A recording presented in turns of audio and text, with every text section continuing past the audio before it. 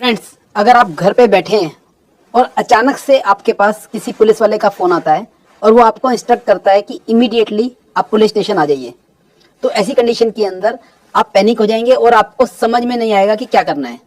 तो आज इसके बारे में हम बात करेंगे कि अगर इस तरह की कोई सिचुएशन पैदा होती है तो आपको ऐसी कंडीशन को कैसे हैंडल करना है।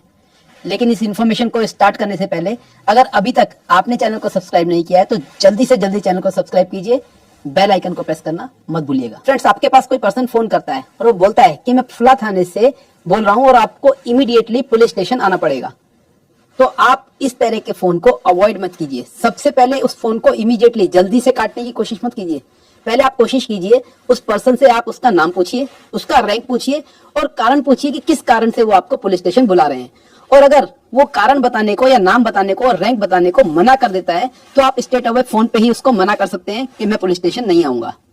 अब देखिए दोस्तों, अगर हम इस बात को कानून की नजर से देखें तो कानून के हिसाब से किसी भी पुलिस वाले को कोई भी काम करने से पहले, चाहे वो किसी इन्वेस्टिगेशन को कर रहा है या किसी इंक्वायरी को कर रहा है, उसको अपने पास एक रिकॉर्ड मेंटेन करना होता है जिसको हम पुलिस डायरी बोलते हैं। तो जो भी पुलिस ऑफिशियल अगर आपको कॉल कर रहा है तो वो उसको अपनी पुलिस डायरी के अंदर मेंटेन करना पड़ेगा कि वो किस कारण से किस क्राइम के अंदर आपको कॉल कर रहा है।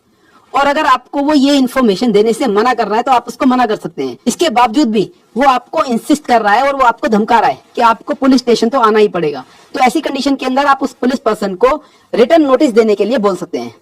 अब रिटर्न नोटिस अगर आपके पास आता है और किस सेक्शन के अंदर ये रिटर्न नोटिस आपके पास आया है, वहां से आपको डिसाइड करना है कि आपको कोई लीगल रेमेडी तो नहीं लेनी है। देखिए दोस्तों, जब भी कोई पुलिस ऑफिशियल कोई रिटर्न नोटिस आपके पास भेजता है और पुलिस स्टेशन में आपको प्रेजेंट होने के लिए बोलता है तो वहां पर डिफरेंट सेक्शंस के अंदर वो आपको रिटर्न नोटिस दे सकता है, जिसमें से एक सेक्शन है सेक्शन 160 सीआरपीसी। अब अगर आपके पास सेक्शन 160 सीआरपीसी का नोटिस आता है तो इसमें घबराने की बिल्कुल भी बात नहीं है।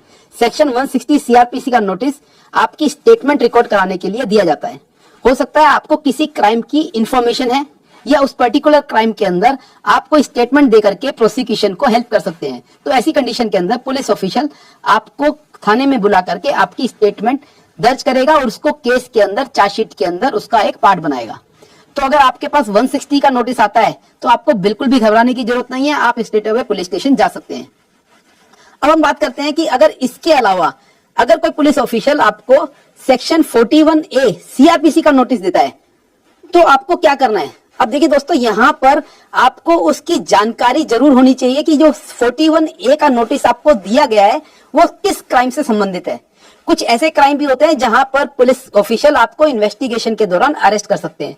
और अगर आपको इस तरह की एप्रीहेंशन है कि पुलिस ऑफिशियल आपको थाने में बुला करके अरेस्ट कर सकता है तो आप लीगल रेमेडी अपना सकते हैं। अब लीगल रेमेडी क्या है, इसके लिए आप उस 41A के नोटिस को लेकर के सेशन कोर्ट को अप्रोच कर सकते हैं और एंटीसिपेटरी बेल फाइल कर सकते हैं। अब इस एंटीसिपेटरी बेल के अंदर आपको कोर्ट ऑर्डर कर सकती है, आपको बेल दे सकती है और इसके अलावा पुलिस ऑफिशियल को इंस्ट्रक्ट कर सकती है कि अगर आपको इस पर्सन को अरेस्ट करना है तो उससे पहले आपको इनको 5 दिन का टाइम देना पड़ेगा ताकि ये कोर्ट को अप्रोच करके अपनी लीगल रेमेडीज को ले सकें।